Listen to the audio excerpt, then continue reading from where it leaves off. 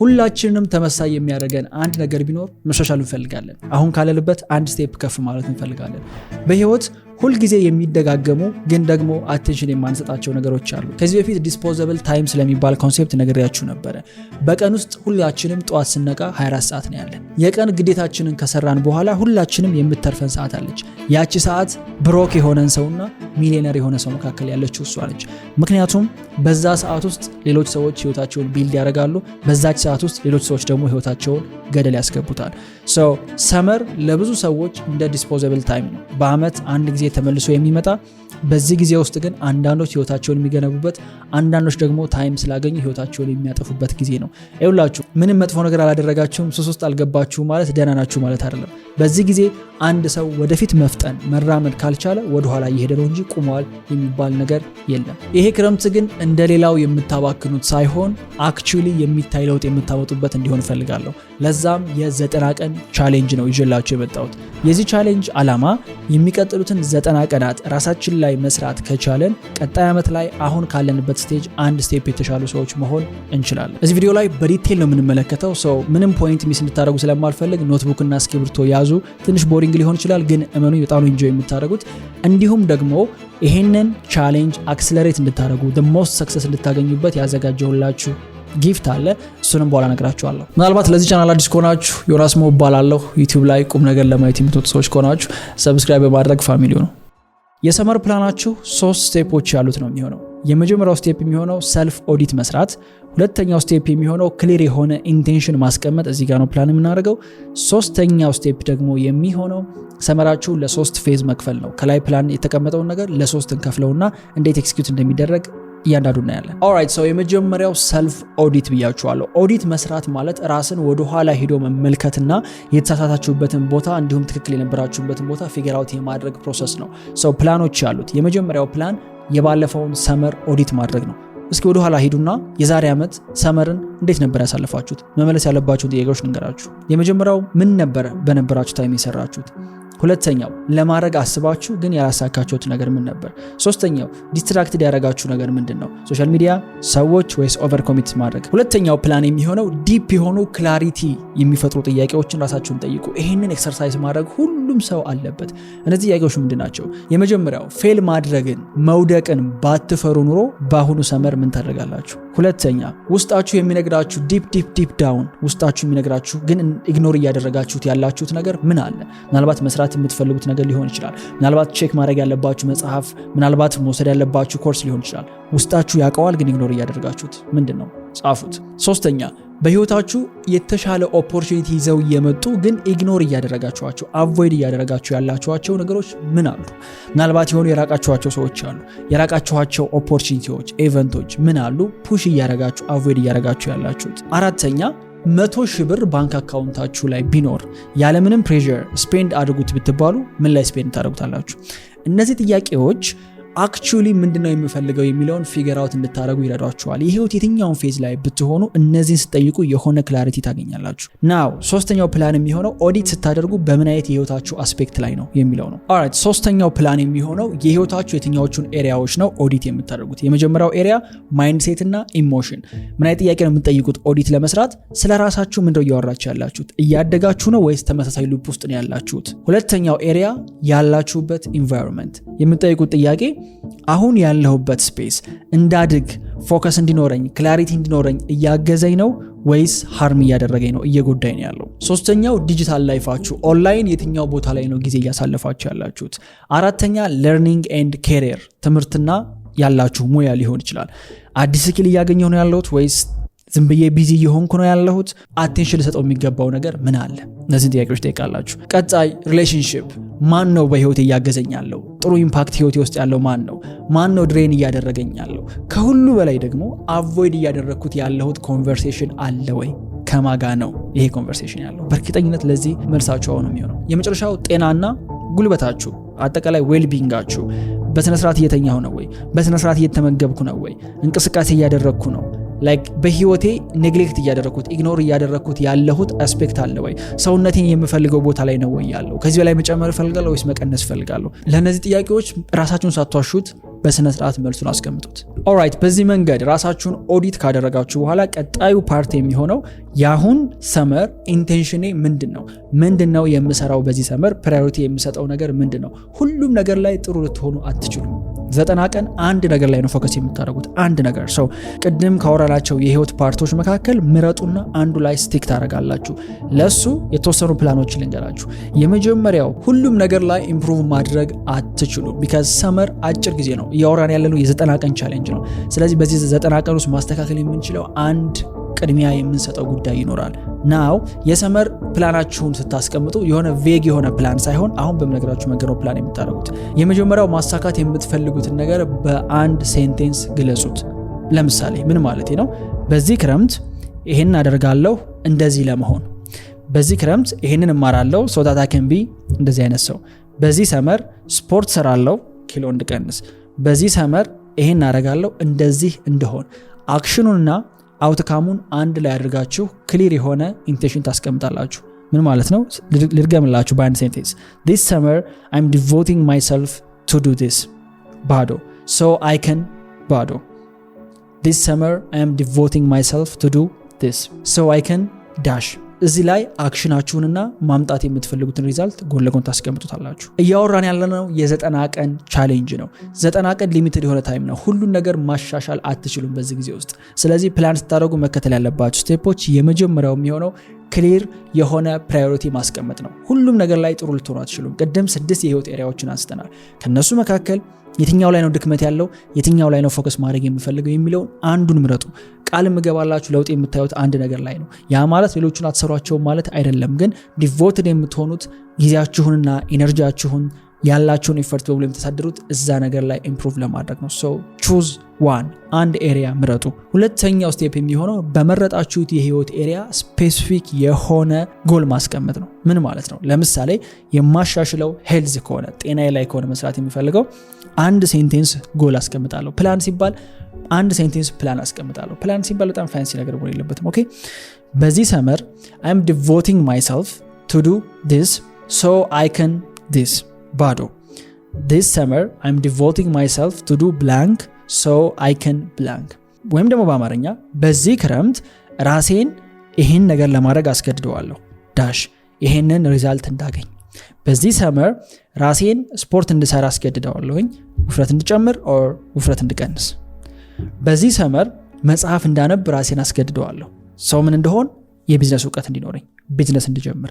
የምታደርጉትን አክሽንና የምትፈልጉትን አውትፑት በአንድ ሴንቴንስ ገልጻችሁ ታስቀምጡታላችሁ። ይሄ ሁሌም የምታዩት ነው የሚሆነው። ሶስተኛው ስቴፕ ሌሎቹን ነገሮች በሙሉ ኢሊሚኔት ማድረግ ነው። ዲስትራክሽኖቻችሁን በሙሉ ማጥፋት ነው። ዲስትራክሽን ማለት ለሚመጡብን ጥያቄዎች እሺ የምንላቸው ነገሮች ናቸው። ምን ማለት ነው? እዚህ ቦታ እሺ፣ ሶሻል ሚዲያ ላይ ፎሎ አድርገኝ፣ እሺ፣ ፖስት አድርግ፣ እሺ፣ እንዲህ እናድርግ፣ እሺ። ዲስትራክሽን እሺ ከማለት ነው የሚመጣው።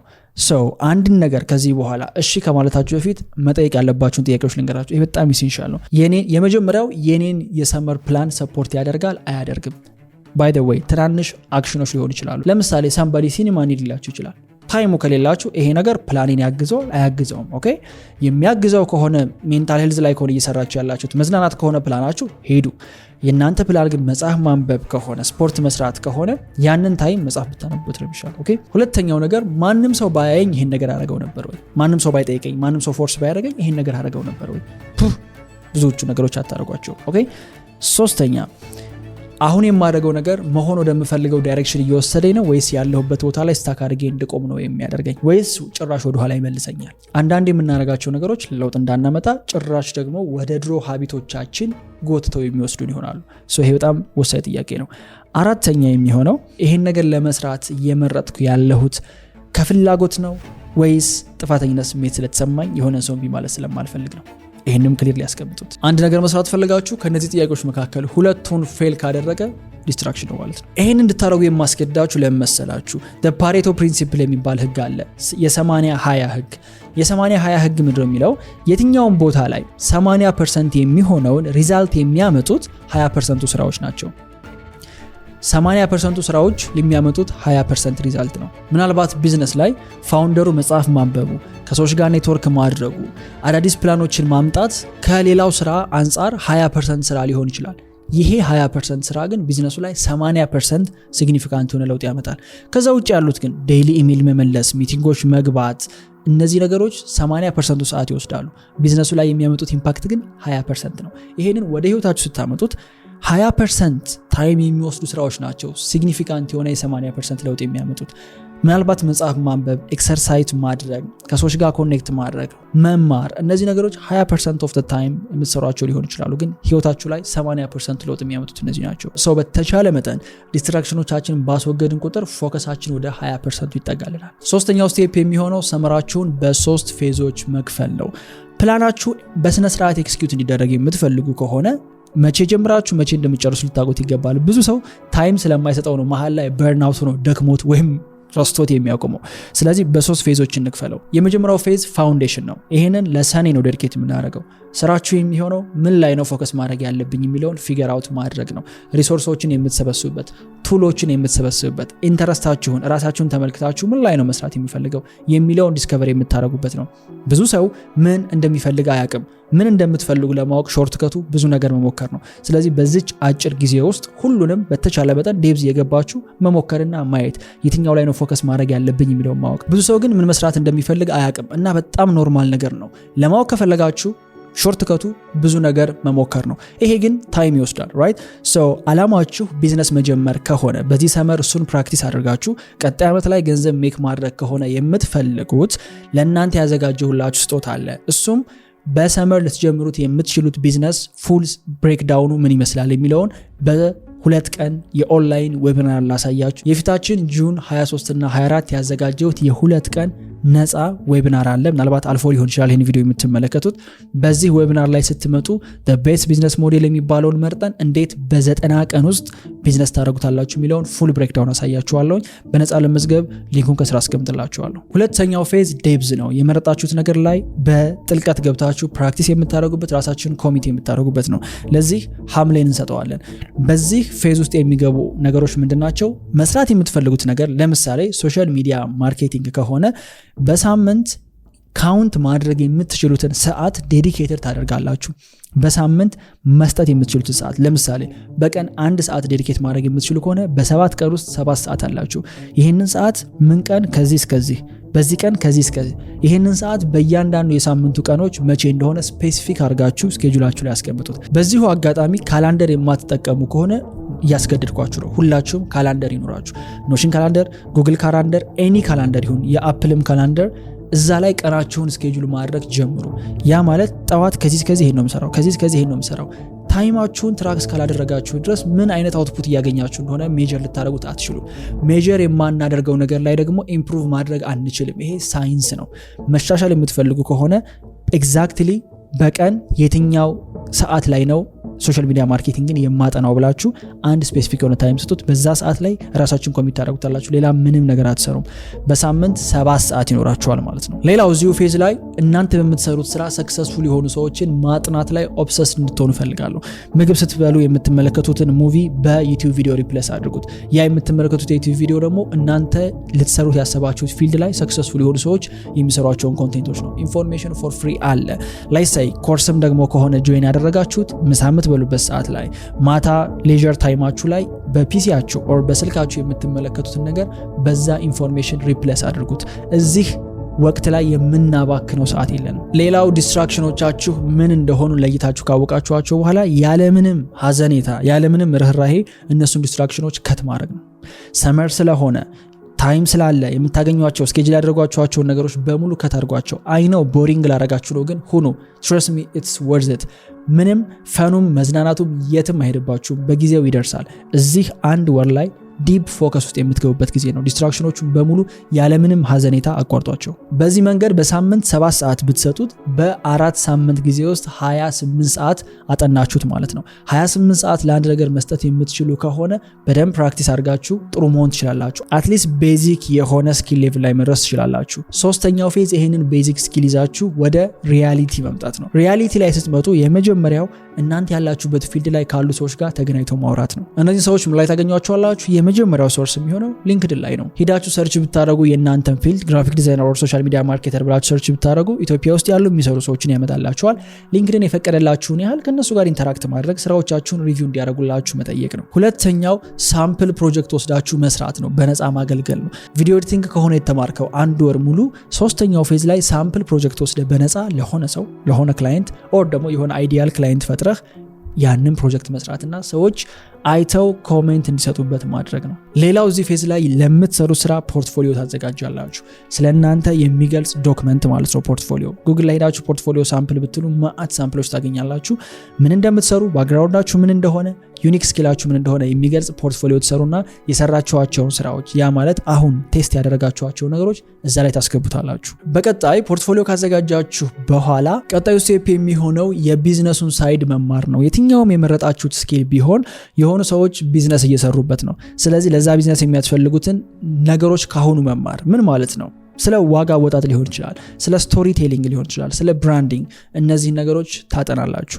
እዚህ ቪዲዮ ላይ ያነሳናቸውን እያንዳንዱ ነገሮች አንዱንም ስኪፕ ሳታደርጉ በስነ ስርዓት መስራት ከቻላችሁ በእርግጠኝነት ከነዚህ 90 ቀናት በኋላ አንድ ስቴፕ ህይወታችሁ ላይ ኢምፕሩቭመንት እንደምታዩ አልጠራጠርም። አሁን ይሄንን ካዳመጣችሁ በኋላ ብዙዎቻችሁ ስታክ አድርጋችሁ የምትቀሩት የመጀመሪያው ስቴፕ ላይ ነው። እሱም እሺ የትኛውን ነው የምማረው? የትኛውን ነው መስራት ያለብኝ? የብሶ ጥያቄ ይሄ እንደሆነ አውቃለሁ። ለዛም የፊታችን ጁን 23 እና 24 ያዘጋጀውላችሁ ነፃ የ2 ቀን ዌቢናር ይሄን ጥያቄያችሁን የሚመልስ ነው የሚሆነው። አንዳችሁም እንድትቀሩ አልፈልግም። ስልክ ወይም ፒሲ እና ኢንተርኔት ካላችሁ በነፃ ጆይን ማድረግ ትችላላችሁ። ሊንኩን ከስራ አስቀምጥላችኋለሁ። see you